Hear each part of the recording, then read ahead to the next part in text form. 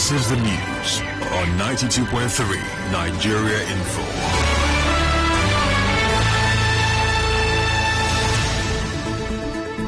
On the news this morning, Pandev faults NDDC's forensic audit report.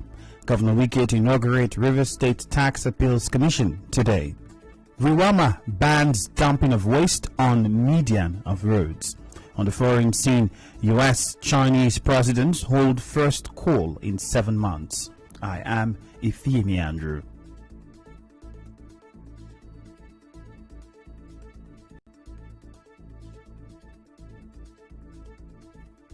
Pan-Niger Delta Forum Pandev says the NDDC forensic audit is a political move to indict and sideline political opponents and discredit some Niger Delta leaders.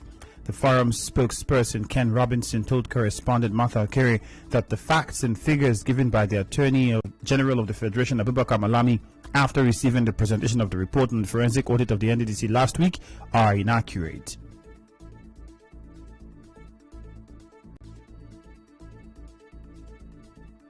The exact figures released to NDDC from 2001 to 2021 is about 2.7 trillion naira. So where did the Minister of Justice get the 6 trillion naira figure from? Another fact that was released by the Minister of Niger Delta Affairs was that the auditors recommended that there should be a downsizing of the board membership and that board members should be on part-time. That is ridiculous because already the board members are on part-time. There are not over 13,000 abandoned projects in the Niger Delta. A forensic audit should be thorough, should be comprehensive. There are scientific ways of carrying out a forensic audit. Mr. Robinson said the selection process of the auditors was compromised. Was there any public publication asking for tender for people who should take part? They didn't do that. So the process itself was compromised. How they were selected was compromised. They just pick the people they like and then say, okay, go and do this for us. How was Alhaji Ahmed, who is the lead consultant, how was he appointed? Was there any tender? Was there any advertisement? People to apply to be that, to take up that responsibility? We are short of saying that the Minister of Justice should be sacked. The Minister of Niger Delta Affairs should be sacked. They don't deserve to occupy those offices with what they have done. But if they are honorable people, they should resign. He, however, advised President Buhari to set up a committee to investigate the process of the forensic audit. However, an advocacy group in the Niger Delta, Citizens Quest for Truth Initiative, says people should not be quick to condemn reports of the NDDC forensic audit until it is made public. President of the group, Christy Obindukwe, told our correspondent that she suspects that people whose companies have been indicted in the report are trying to discredit the report before it is made public. Let us all ask that the report be made public. I suspect something. I see a foul game going on where people who already know that their companies may have been indicted one way or the other rushing to the press to make comments in order to discredit the report and discredit the work that has been done. The recommendations made are not static. It's not for the president to abide exactly by the recommendations. So I don't see any reason why anybody should be in a hurry, to condemn the report of the forensic auditors. Let it be made public, then we can start from there. The leadership of the Ogoni Liberation Initiative has warned some Ogoni traditional rulers against holding secret meetings to stop the development and good vision of the organization. President of the organization, Douglas Fabeke, gave the warning in a statement after he visited several Ogoni communities. Dr. Fabeke said the alleged secret meetings to stop him from coming to Ogoni will not deter him from visiting his people. Majority of Ogoni people are interested in his vision to create jobs and attract development. He advised leaders to develop their areas as most Ogoni communities have been deserted because of insecurity. Dr. Fabeke, however, said his activities in Ogoni land does not have a political undertone. The crisis in Rivers State chapter of the NUJ took another twist yesterday with the inauguration of a 14-man caretaker committee that will oversee the affairs of the union until an election is conducted.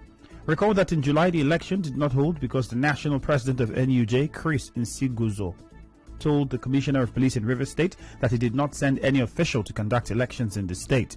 However, yesterday, a 3-man delegation from the National Secretariat led by Angase John came to the state to inaugurate the committee members, but stiff resistance from other members. Mr. John, during the inauguration of the CTC members, said it was in line with the provisions of the NUJ Constitution. What has transpired today is unpleasant. The presence of others who are not journalists to disrupt the peaceful inauguration of the Electoral Committee is something that we must jettison. The National Secretariat is the custodian of every property of the Union. For the National to be denied access to its property is an aberration. I think it is something that must be condemned. Notwithstanding, we have done the inauguration. I expect people to do your best and ensure that peace is restored to Rivers State Council and election is held in no distance time. In his response, the chairman caretaker committee of NUJ in Rivers State, Amechi Okonkwo, promised to carry out the mandate of conducting the election within the time frame given to the committee. On behalf of the NUJ Rivers State Council, apologize for the very untoward situation that arose today before this inauguration, but our simple mandate which you have given unto us, which is to ensure that a peaceful election is conducted for the council without any waste of time, is what pursue vigorously to achieve. Let me also promise that every stakeholder in this will be carried along. Nobody will be ignored, nobody will be denied an opportunity for making input for moving the Rivers State NUJ forward. In the meantime, the Stanley-led NUJ in Rivers State has urged the public to disregard the purported inauguration of CTC members by the national body. Mr. Stanley said thugs were hired by some members of the union to foist the CTC on members in the state. The former, according to him, he said he's a former vice chairman of the council, Paul Basia, and Leki Anya. They were the people that brought Akujobi Amadi. Just their group, they came here with talks. This is a journalist affair. Amechi Okonkwo, where will you come with talks in an affair that has to do with journalists? We are all professionals. It has never happened before that talks are part of what we do at the NUJ. It is very, very condemnable. And of course, our members frown at it. It's not a do or die affair, but it's very disturbing to see that some of those characters we condemn are even in us. A human rights advocacy group, Center for Basic Rights Protection and Accountability Campaign, has petitioned the Rivers State Commissioner of Police, Friday Ebuka, over the alleged invasion of a lady's privacy by a policeman identified as Benjamin. National coordinator of the group, Prince Wiro, in the petition, called for an investigation into the incident. We are demanding that the Commissioner of Police should order a thorough investigation into the alleged invasion of the woman's privacy and the alleged refusal of the officer to leave the woman's room, even when the woman was naked, stark naked, as at the time he invaded the room. We see the alleged action as a professional misconduct, and a thorough investigation prove if the officer is culpable or not, and if he's culpable, he should be made to face the law to serve as deterrent to other officers that may want to do his line of action. Meanwhile, Ms. Ebube, whose privacy was invaded, narrated our ordeal in the hands of the policeman. After breathing, I came out. I was screaming my body, and I was inside the room with my sister. When someone barged into my house, like on mufti, with that, like he was still he was asking me where's my brother, and I was naked. I was stark naked. He said that I was naked. I was pleading him, sir, please step aside. Let me wear my clothes. He was adamant to my pleadings. He was standing there looking at my nakedness and asking me, "Where's my brother?" When I started to confront him, he threatened to slap her and arrest her. So it's not good. And his name is Benji from my one police station. Miss Blessing Chukwu, who also witnessed the incident, said the policeman threatened to shoot her when she asked the officer to leave the room to allow her sister dress up. The policeman Benji at my one police station just barged into our house, saying they find my brother and my sister was naked. My sister just bath finish, enter inside house for robbery, and he just come inside. I called him and said, "Who did they find?" He said they find my brother. I called him and said, "Make him go outside." My sister was naked. He said, "No, say if I talk, say go shoot me. Say I will shoot you to death." I say, for what? Now slap me, the process. My brother no do anything, no follow for fight where happen for yard. Now 1-2 men they fight for yard. He's not even around that time. Still ahead, Riwama bans dumping of waste on median of roads. Stay tuned.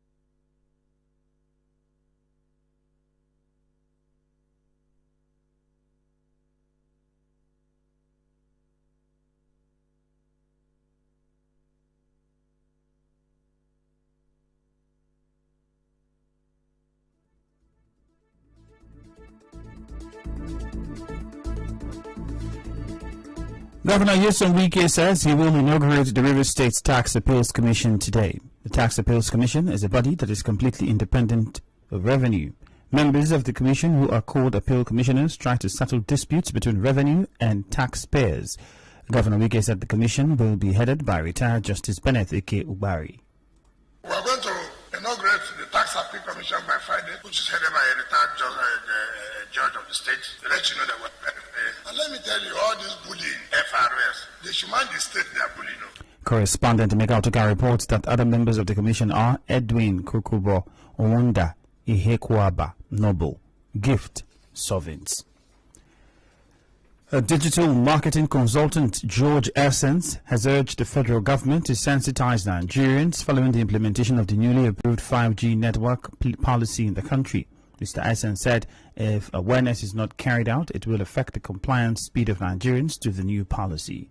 There was a lot of uproar in 2020 where people discussed about the adverse effect it will have on the ecosystem, on humans, and so on. And there was speculation that the 5G was related to coronavirus, even though certain experts have bunked it. However, it's important that the government looks at the adverse effect with caution, though, making sure that all of the fears that people have had over the period of time is allayed by proper research, doing some orientation, getting people to understand that, okay, 5G is for our technological growth, advancement, ease of use, and the internet.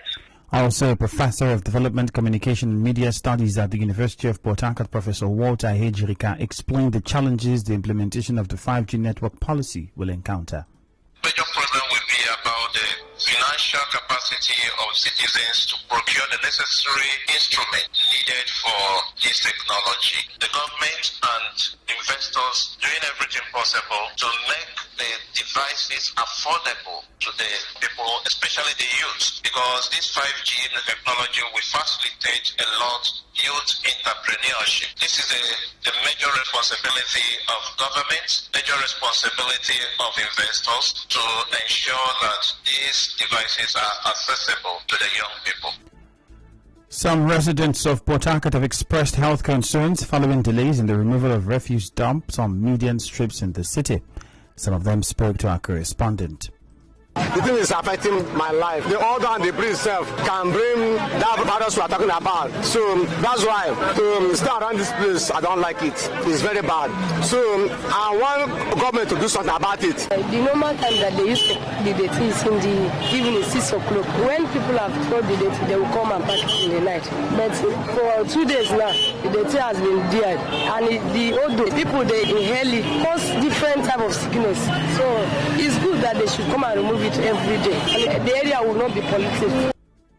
The median strips of major roads in Port Harcourt, like the NTA Road, Rumosey area, Rumodara axis of the East-West Road, have refuse dumps which are yet to be removed by waste disposal contractors days after it was dumped by residents.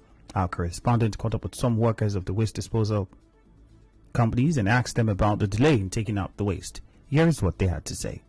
For this Rwama work, now our dump sites, we don't get road. They're supposed to give us platform. When we say when we walk, our motor not go to get damaged. Any motor won't go there to return back, no problem. And when the motor not return, definitely where you they walk, the refuse will still remain. Not only one place. You go see for the past 1 week, now everywhere is full of refuse. And now that platform problem, the dump sites, maybe the problem what we'll get. Governor and the chairman of sanitation need to do something about that platform. Who won't they walk on? Will they suffer? Nothing command.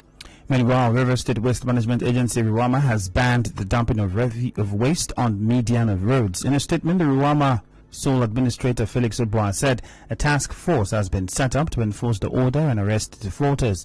The statement further urged residents to dump their waste at approved receptacles. And now we'll bring you news from around the world. Chinese President Xi Jinping spoke with his U.S. counterpart Joe Biden yesterday, their second call since President Biden took office. A White House statement said they had a broad strategic discussion in which they discussed areas where their interests converge. It said the two leaders discussed the responsibility of both nations to ensure competition does not veer into conflict. U.S.-China relations have been tense, with clashes over issues like trade, espionage, and the pandemic. On the news this morning, you heard that Pandev has faulted the NDDC forensic audit report. Governor Nyesom Wike is set to inaugurate the Rivers State Tax Appeals Commission today. Rwanda has banned dumping of waste on median of roads. On the foreign scene, Chinese President Xi Jinping has spoken with his U.S. counterpart Joe Biden yesterday, their second call since President Biden took over office. The news was edited by Martha Okiri. Contact our newsroom on 0818-900-0017. For more stories, visit www.nigeriainfo.fm. Cloudy weather expected in Port Harcourt this morning.